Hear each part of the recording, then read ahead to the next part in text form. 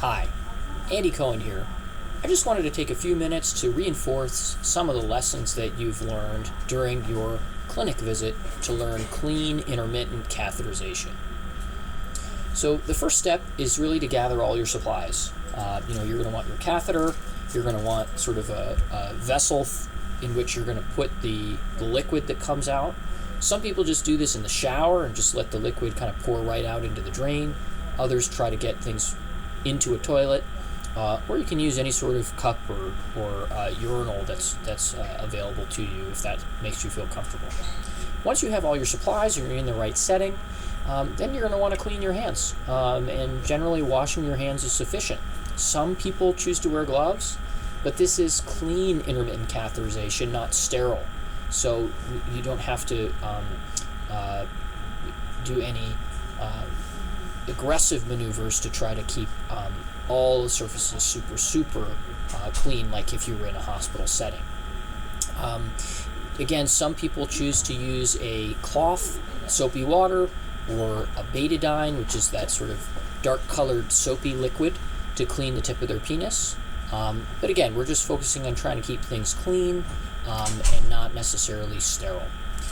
So once you have everything ready and you're clean, then you want to open up your catheter. These various packages have different openings depending on the company that you selected. This particular one has a tab that you pull.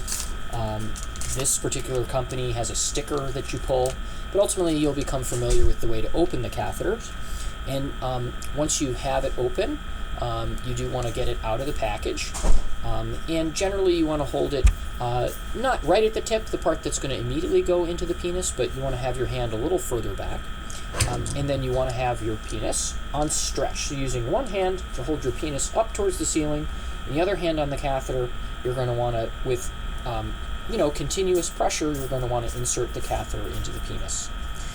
And you can't put the catheter in too far. It is impossible. It's not going to hurt you. It's not going to harm you. The end of this catheter is very soft. And so, just like this part, if it's in too far, it's just going to coil inside your bladder, and it's not going to harm you. It may be that the tip is not in the pocket of urine, and so sometimes you have to adjust in and out a little bit before you see the passage of urine out of the catheter. But ultimately, you'll see urine come out, and again, in men, you can't go in too far. So if you still haven't seen any urine and you're wondering, am I empty, am I full? The answer is just to sort of put it all the way in, and then slowly kind of come back and to see if there's a spot where the urine starts to drain out. Ultimately, after a few minutes, when you no longer see any drops, then usually in one swift motion, it's best to just take it right out like that.